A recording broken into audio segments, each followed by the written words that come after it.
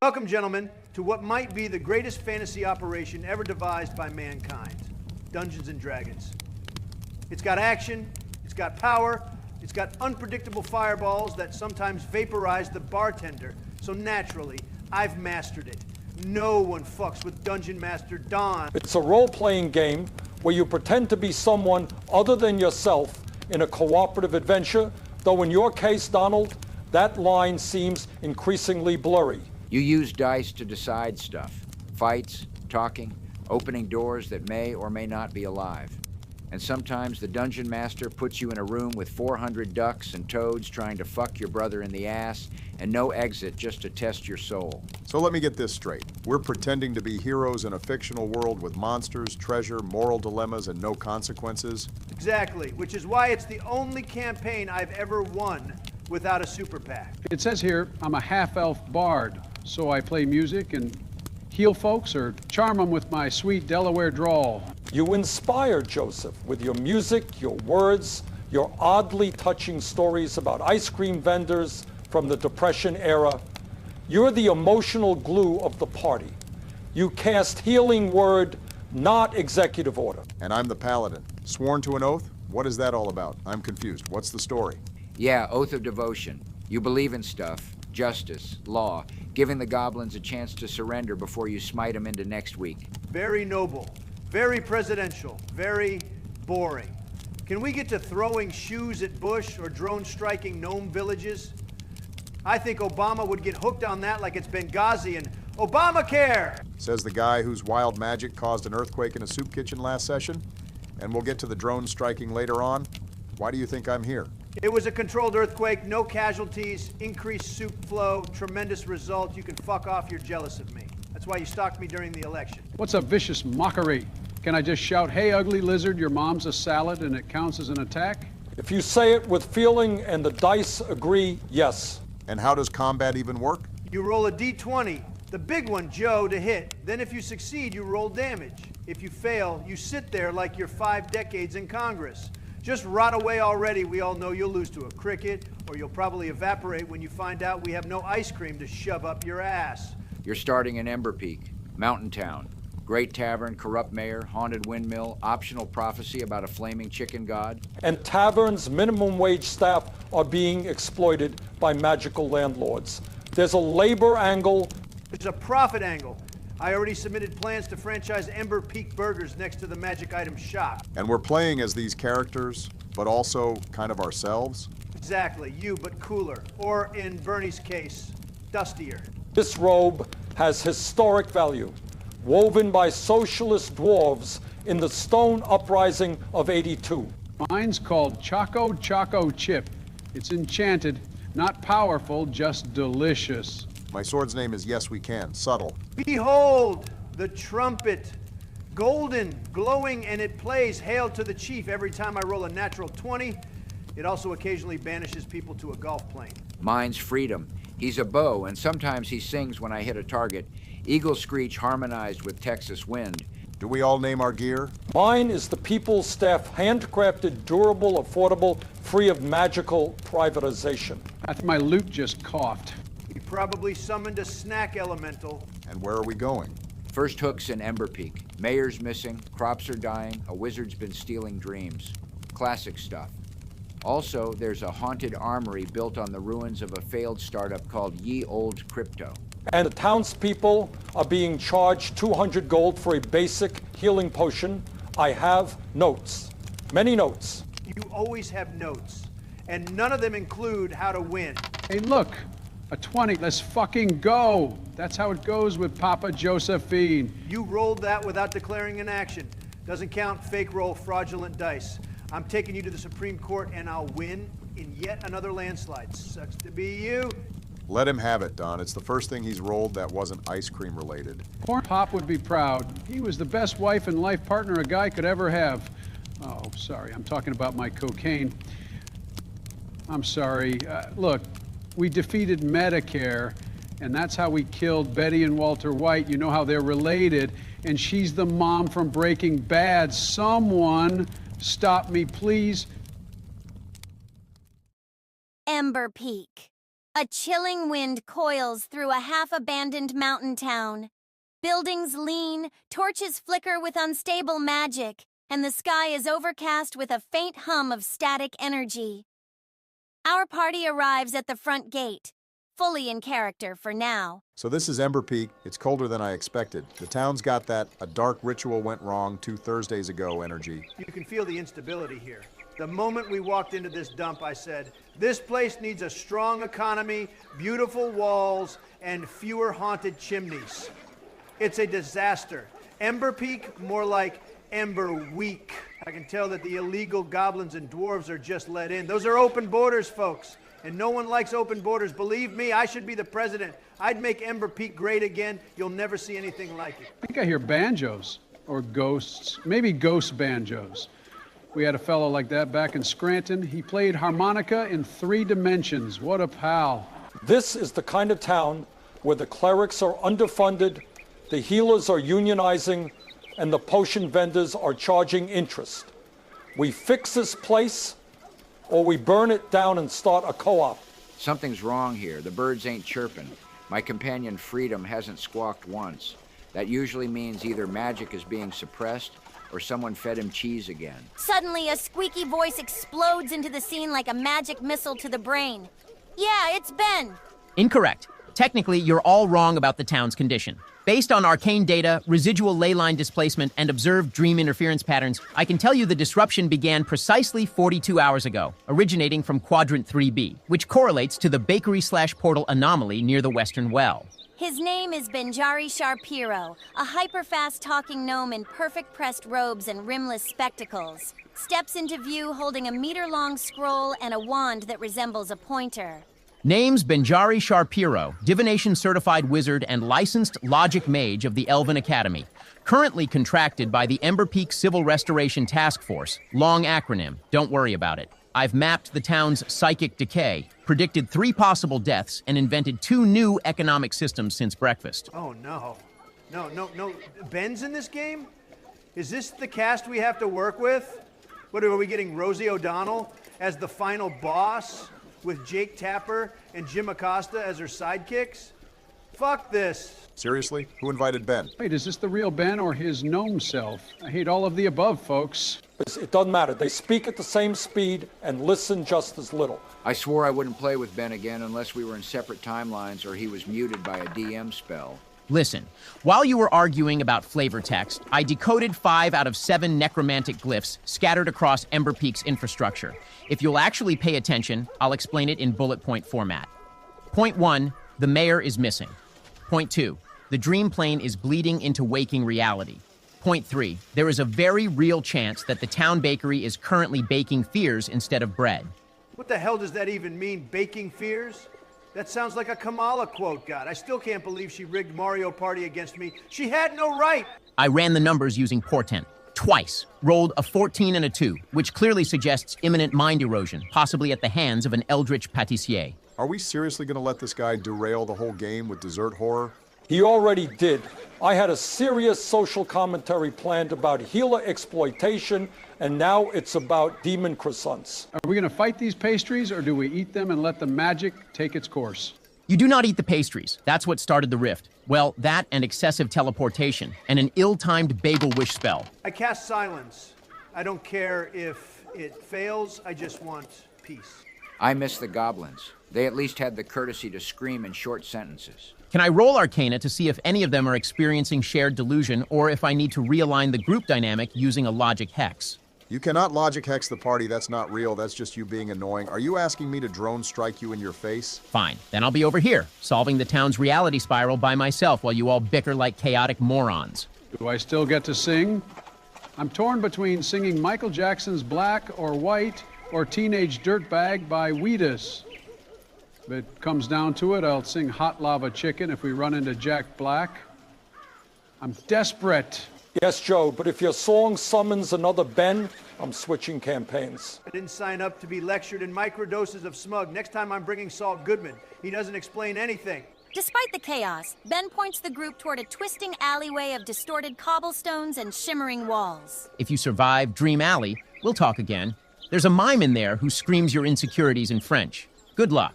All right, people, let's suit up. We're headed into magical nonsense, guided by a caffeinated footnote in wizard form. Let's get this over with. If I get turned into a baguette, someone better write an apology and send me a free Big Mac and Frosty. The party stands at the edge of Dream Alley. The cobblestones twist at impossible angles. Lanterns flicker in reverse time. A street sign reads, Rue des Rêves, then blinks into Main Street and back. Mist curls like whispering fingers. Reality is clearly, absolutely not okay. All right, Dream Alley. Let me get this straight. We walk into a magically unstable corridor designed to prey on our subconscious fears and political baggage. And our only guide was a gnome who treats breathing like a debate prep drill. I swear if this alley shows me a vision of me losing an election to Kamala in a fantasy realm again, I'm fireballing every cobblestone until it's a campaign commercial. Be vigilant. This place is likely fueled by unresolved trauma, suppressed memories, and a lack of mental health care infrastructure. In other words, it's America, but with worse lighting. And Donald, we get Kamala lives rent-free in your head. Just make it less obvious. The ground smells like apple pie and regret. Either we're entering a memory loop or someone cast Zone of Patriotism. I'm calling Freedom. He can scout it. What happens if I see Corn Pop? Like the real Corn Pop, but he has wings and ice cream cones for fists? I think I'm gonna piss my pants. Then challenge him to a duel and cast Sunday Storm, obviously. Try to keep up, Joe. The party steps into Dream Alley. The world warps. The bricks beneath their feet rearrange to mimic childhood bedrooms, campaign headquarters, and abandoned waffle houses. A mime emerges from a ripple in reality, wearing a sash that reads, Insecurity. He begins miming exaggerated failures. Then a mime, in perfect silence. Falls on stage, drops a scroll, mimics crying into a teleprompter. That mime just mimed me for getting the Affordable Care Act rollout password in front of the Supreme Court. He just mimed me getting booed at a Sorcerer's Union rally. This mime knows too much. He mimed me golfing into a gelatinous cube. That never happened. That was fake. That's fake news. He mimed me hugging a statue of Ronald Reagan while sobbing about Rocky Road. I'm confused, but also nostalgic. Neat. I'm done watching this mime. Freedom, go for the wingspan. Do it before he calls me towers, or for God's sake, player 4. Suddenly, the mime flickers and vanishes. The alley reshapes into a hallway with infinite doors. Each one bears the name of a moment the party would rather forget.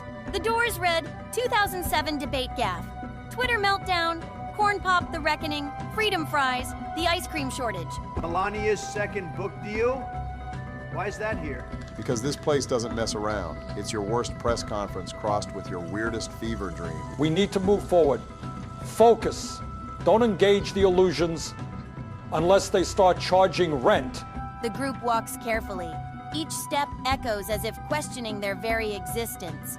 Suddenly, a wall peels away and reveals an audience of spectral journalists. A translucent Jake Tapper asks a question. Ghost, Jake Tapper asks, Mr. President, how do you respond to allegations that you polymorphed the Secretary of Transportation into a frog? That was a strategic amphibious maneuver. Totally reversible. We like frogs. Wait, did I vote for that? Poor Jebra Bush. We are not taking ghost questions. Press room's closed. As the party continues, the dream logic intensifies. Bush opens a door and briefly sees himself painting horses on the moon. He shuts it quickly. Bernie opens one and debates Karl Marx, who casts counterpoint. That man never lets me finish a sentence. Suddenly, the path splits into two corridors labeled Hard Truths and Comforting Lies. A decision must be made. All right, everyone, decision time. One path shows us what we need to know. The other tells us what we want to hear. Comforting lies, obviously. I get enough hard truths from my accountants. Hard truths. Every time. Bring on the systemic imbalance. Can I vote for both? I vote we follow the smell of pancakes. They bicker for several minutes before splitting up. Bernie and Obama head toward hard truths. Trump, Biden, and Bush wander toward comforting lies. The alley stretches, absorbing them. We cut to black with a whisper. The dream remembers you. The screen splits vertically. On the left, Bernie and Obama traverse hard truths. On the right, Trump, Bush, and Biden wander into comforting lies.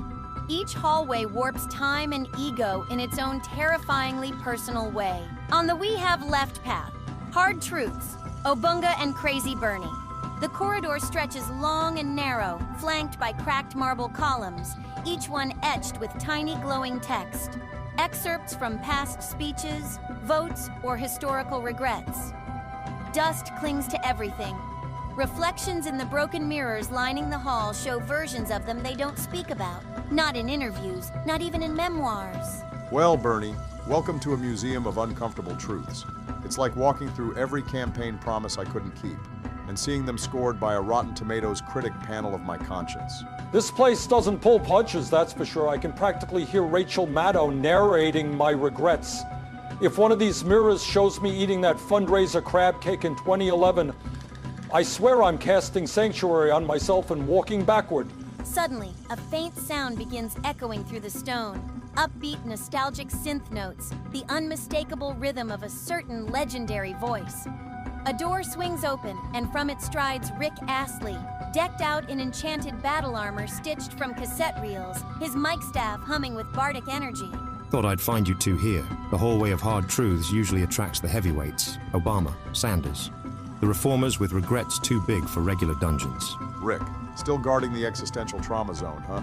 I bet you like this better than working 60 hours at Toys R Us with little kids puking on you during your Rick rolls. I remember you from the Campaign of Sorrow. You healed my entire party, Jasmine, Alexandria, Elizabeth, and Roe and myself, while singing a battle remix of Never Gonna Give You Up. Then you disappeared into a fog of unresolved plot threads. Yeah, I've become the emotional checkpoint NPC now. I don't fight as much. I just help people admit they screwed up and live with it. It's a niche gig. Great retirement plan. So what now? More truth-facing? There's a portal behind me. It leads to the Hall of Resolve, but it won't open unless you speak a truth you've never said aloud, one that could have changed everything. I should have built more coalitions early. I thought righteous anger was enough. It wasn't. I underestimated how deep the fear ran, not just in the country, in me. The portal pulses open. Rick steps aside, offering a hand on each of their shoulders. That's enough. You've earned your next step. Keep walking, friends. Meanwhile, on the right path called Comforting Lies we have Trump, Bush, Biden. Golden chandeliers hang from a ceiling with no end. The corridor stretches forever, coated in soft red carpet and lined with framed pictures of exaggerated personal glory. Each image shows the trio conquering dragons, winning debates they clearly didn't, and waving to cheering crowds who all look suspiciously like stock photo models. Now this is what I call immersive storytelling. Beautiful lighting, fantastic art direction, finally, a dungeon with taste. This one gets it. Yep. This place is running entirely on pure vibes and selective memory, which means something's got to be wrong. I don't know, guys. This feels nice. I think I just heard Corn Pop whisper, "You did good, Jack." Suddenly, the room darkens slightly, and out steps a figure from behind a velvet curtain. Clad in polished armor, a longsword strapped to her back, and flanked by two illusionary banners of diplomatic treaties, strides Nikki Haley, the human champion fighter. Enjoying yourselves, boys? I figured I'd find you all in the self-congratulation chamber. Trump, you're 3 minutes away from proposing to your own reflection. Nikki, you're in this campaign too? Who invited the closet goblin? First we have Ben, now Nikki. Get out of here. You locked me in one, twice. I broke out both times. Now I patrol this place as a narrative enforcer. No one lies to themselves for too long on my watch. She once parried a displacer beast while giving a TED talk. She's not kidding. Here's the deal. This hall feeds you what you want to see, but it eats your ambition, your will, your clarity. Stay here too long, and you'll believe the lie that you've already won. Well, maybe I have one. Did you see that one painting? Me slaying the electoral dragon while building infrastructure? That's inspirational. It's a better portrait than the Mona Lisa, and it should be hung up in every home. I got the idea from Kim Jong-un. If your house burns down, you better save it before your wife or kids, or I'm coming for you. I saw myself leading a marching band of middle schoolers into the sunset. I felt healed. I sniffed them. We all tried some of Hunter's cocaine, and we got high and played duos in Fortnite. I got bored, so we left them at Michael Jackson's home. Strange how they all went missing that same day, Jack. Look, I'm not saying the visions are wrong. I'm saying they're too easy. You want victory? Earn it. Otherwise, you'll rot in velvet comfort while the world crumbles around you. And Joe, you need lots of therapy. She raises her sword and slashes through one of the dream murals, revealing a cold, jagged stone wall beneath. The dream flickers. The corridor begins to collapse. This is why no one invites you to brunch. Like, can you fade into irrelevancy? The only people that like you is the deep state swamp and Vermont. How can you call that an achievement, Nikki Nimurata? And yet, here I am, saving your charisma-modified butt again. Let's bounce. I don't want to get stuck in another emotional support illusion. Last time, I befriended a talking deer named Regret. Can I take the memory of the hug with me? I hugged Piper Raquel and Lil Tay, and they smelt like child abuse and daddy issues. I felt really bad. I kind of want to cry and put them on Sesame Street. Don't ask how I thought of that. I was the one who got that shit on Netflix. You can take the lesson. Let's go, before I lose my shit. The party members from both paths converge in a swirling atrium of light and shadows. Nikki sheathes her sword. Rick gives a nod from across the room. They are now reunited, changed, but not broken. Something powerful stirs deep below the floor. The chamber the party enters is vast and dome-shaped, like a coliseum of silence and sound all at once. Crystalline walls pulse with refracted light and shadow, each facet of the structure humming with a different piece of dialogue from the party's past adventures, or perhaps even deeper, unspoken truths. Every misstep, every questionable quote, and every failed persuasion attempt now echoes as a mocking loop in surround sound. The legendary Echo Chamber, a chamber built by ancient wizards who decided it wasn't enough to suffer from anxiety and silence, they had to architecturally manifest it into a glittery guilt prison. Seriously, these walls are like the diary of a self-aware Reddit thread. Welcome to the Anxiety Factory, you dice-chucking dipsticks. The reunited party members look around. Every wall is inscribed with fragments of past dialogue, sometimes misquoted, often hilariously recontextualized. A floating quote hovers above Biden's head, reading, "I once mistook a troll for a dancing tree." Okay, this place has a vibe. And that vibe is, remember that one thing you said during session 3 when you thought no one was listening? Yeah, we recorded that, and we play it back with reverb now. This is rigged. This is a slander dungeon. None of these quotes are in context. Where's the footage of me winning? Oh, sweetheart, the only thing you're winning is the grand prize for magical denial. This chamber doesn't care about your narrative spin. It plays your bloopers in full resolution. The orb doesn't forget. The orb judges. I stand by that, though the smiting part was metaphorical, mostly. My plan is to charge the necromancer with the power of belief and barbecue sauce. In my defense, the sauce was enchanted. Sorta. Don't judge me till you faced a skeleton in boots. In the center of the chamber, a massive crystal orb levitates silently. Around it are 6 elaborate chairs forged from memory and metaphor, each with glowing inscriptions, each shifting subtly as if resisting categorization. As the party approaches, the orb flares, projecting golden threads into the ceiling. Ah yes, the Narcissist Roundtable, trademark pending, where your character development gets audited like your metaphysical tax returns. Each chair holds your essence. Each thread is one of your dumb decisions made permanent. Sit down, admit your narrative crimes, and maybe, the orb won't eject you straight into the Planescape DMV. All right, fine, let's do this. I've faced worse judgment. I once held a campaign fundraiser at a coffee shop that turned out to be a mimic. Mine just says delusion engine. This is fake. This is fantasy defamation. I demand a reroll. Or a lawyer. or both? Oh, hey, that's me during the Battle of Derry Gulch. Good times. I think the chariot exploded, but the sprinkles made everyone happy. The orb pulses. 6 quotes play at once. Each is raw, unfiltered, embarrassing. Go figure. I let the sword decide more often than I want to admit. Sometimes I cast spells just to see if something explodes. I healed the dragon for free because healthcare shouldn't be transactional. I once gave a riddle to a golem and forgot the answer halfway through. I promised a goblin mayor free cones for life. That's policy now. Look at these echo logs. Beautiful, tragic, idiotic. That's storytelling, baby. All right, I admit it. I once took a long rest just to avoid making a leadership call. It cost us a quest reward, but I wasn't ready. I once wrote a love song to a sentient glacier. It still sends me cold drafts at night. I told a poor NPC he could join our party. He did. He died. I still light candles in the menu screen.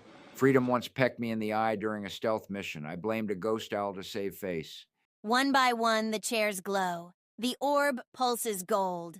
The chamber reverberates as the door to the next zone opens, this time shaped like a broken mirror that stitches itself together only when they all rise. Well, slap my components and call me a long rest. You passed. Somehow. Off to the Library of Lore, where books are sentient, footnotes bite, and silence is enforced by psychic shushing golems. Bring snacks. You'll be judged again, and this time by literary standards. The party steps through the mirror door, the echoes dimming behind them as the walls absorb their confessions. The orb vanishes in a shimmer of light, but one last quote plays faintly. I miss being the tank. I miss being needed. The party emerges from the echo-haunted corridor into a vast, otherworldly expanse that defies conventional geometry. The Library of Lore rises around them like a cathedral built by madness and memory. Impossibly tall towers spiraling into the void above, staircases looping like serpents, and bookshelves sliding of their own accord, whispering in dozens of ancient dialects. The air smells like ozone, candle wax, and unsolved riddles. Every book glows faintly, as if alive, as if watching. Ta-da! Welcome to the Library of Lore, the biggest ego trap disguised as a knowledge fountain in the multiverse. Here, books don't just tell stories, they remember, they judge, they sort your entire narrative existence into footnotes, appendices, and passive-aggressive parentheticals. It's like a Wikipedia of your soul, except the editors are grumpy sentient scrolls, and the talk page might duel you. The heroes fan out instinctively as the room pulls at them, each drawn to their own section by unseen forces, perhaps by guilt, or curiosity, or unspoken hopes. Scrolls whisper, index cards flutter, ancient catalogs rearrange themselves. This is uncanny. These aren't just texts. They're blueprints of my decisions. Pages filled with what I said, what I didn't say, and what I thought I'd buried under decades of curated strategy.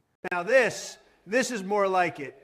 Finally, a section that knows how to respect its star player. Look at this, volume 52, How I Won That Time I Lost But Was Still the Winner Spiritually. Gold trimmed, autographed by me. These scrolls, they record every moral stance I took, every budget I debated, every time I chose conscience over convenience.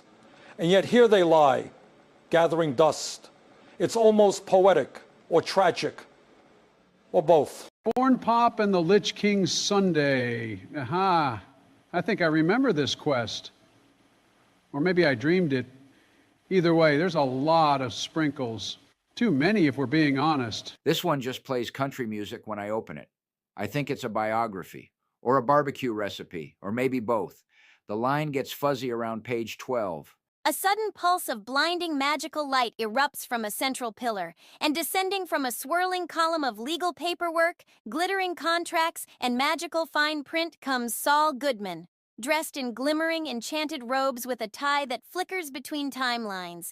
He carries a briefcase made of bound contracts and smiles like a man who just won a court case against a dragon. Fellas, welcome to the final intellectual proving ground. And by that I mean the place where all your quote-unquote heroic decisions are archived, litigated, and occasionally performed as interpretive shadow plays by disenchanted archivists.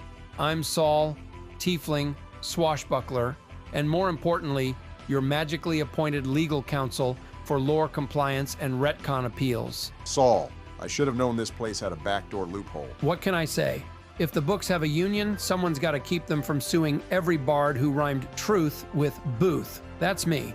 I specialize in narrative ambiguities, magical liability, and plot holes big enough to drive a dragon carriage through. I want a full audit of my lore. There's no way it's fair. I've saved entire kingdoms, ask anyone, especially the people who can't remember it. Here's your dossier. Title, Trump. An exhaustive record of inflated wins, lost turns, and spell misfires rebranded as tactical retreats. Page 1 is just an index of the footnotes. This isn't just history, it's introspection weaponized. They've cataloged everything, including the moments we didn't speak up, the spells we didn't cast, the kindness we withheld. This library is unnervingly complete. And guess what? You're not here to read it, you're here to amend it. See that orb? Yeah, it's back. Wants you to write your final chapter before the curtain rises. The orb from the echo chamber floats down once more radiant and imposing than before. It projects shimmering scrolls in front of each party member, while ethereal quills materialize in their hands. Time for a rewrite, baby. Final draft. No spell check, no retcons, no takebacks.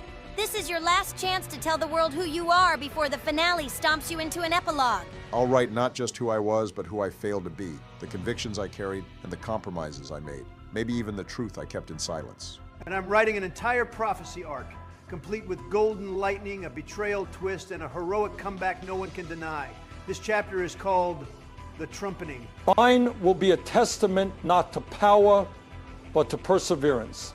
To every time I stood for the voiceless, even when my voice cracked. This part's about friendship and dairy, and how I once gave a demon lord a brain freeze so intense it triggered a moral crisis. I'm drawing a map. It's messy, it loops, but it leads somewhere. Maybe that's enough. The scrolls glow. The orb pulses. A bridge of light forms ahead, leading to a rising gate that hums with divine judgment and dramatic tension.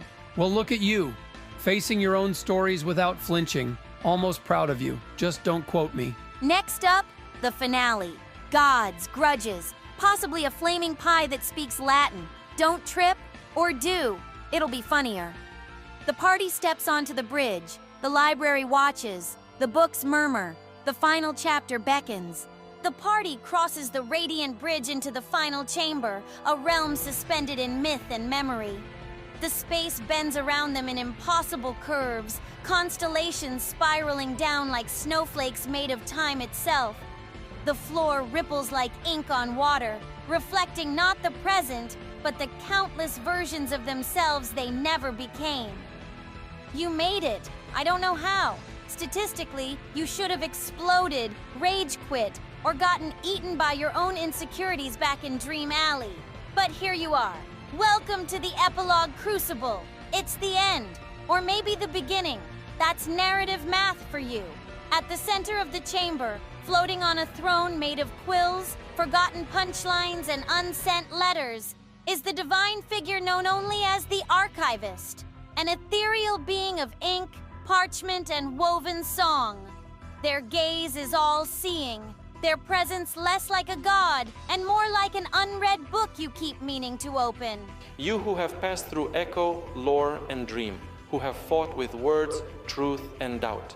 You stand now before the final threshold. One last question remains. What do you choose to become when no one is watching? I choose to become legend, a myth, wrapped in prophecy, dipped in gold, and narrated by someone who sounds like Putin. No one forgets the trumpeting. I will make us strong again. I will make us proud again. I will make us healthy again. And we will make America great again. Let's fucking go! I choose to lay down arms and pick up truth. Let the stories say I tried. Let them say I listened. I choose solidarity. If one voice fades, another must rise. That is the magic I trust most. I choose laughter. and also ice cream, but mostly laughter. I choose to leave the trail better than I found it. As the party speaks, the chamber begins to tremble with light. Their words become threads, weaving a tapestry in the air, a living chronicle. The archivist nods, almost imperceptibly, and raises a glowing page from their throne. Suddenly, the tapestry pulses with an extra beat. A door appears in midair, hinges crafted from time loops and errant memes. It swings open, and in walks the final guest, Avril Lavigne, Gloom Stalker Ranger, striding across dream space in a cloak of starlight and eyeliner. Her bow sings with ghostly chords. You guys seriously almost wrapped the story without me? Rude. I brought the arrow that ends the book, and also a mixtape. Avril, since when do robot elves wear platform boots? Since narrative weight made me tired of subtlety. Good to have you. The ending was missing something chaotic. The archivist gestures.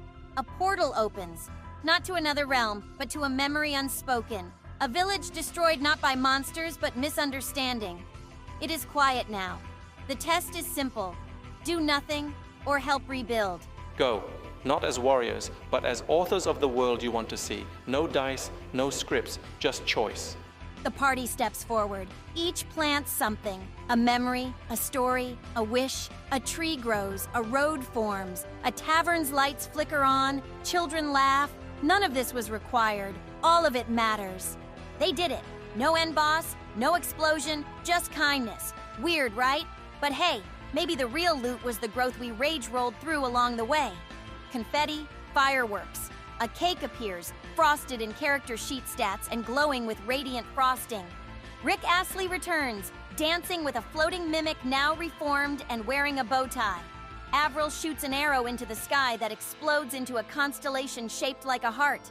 This is the best thing I've ever hallucinated. To joy, to struggle, to stories. To maps that take you where you never expected. To endings we choose. To never letting Rick outshine me again. To not being left out next time. The archivist closes the book. The cover glows. The story ends, not with a bang, but with a laugh, and a dance, and a promise. The end. No reboots, unless you want a sequel.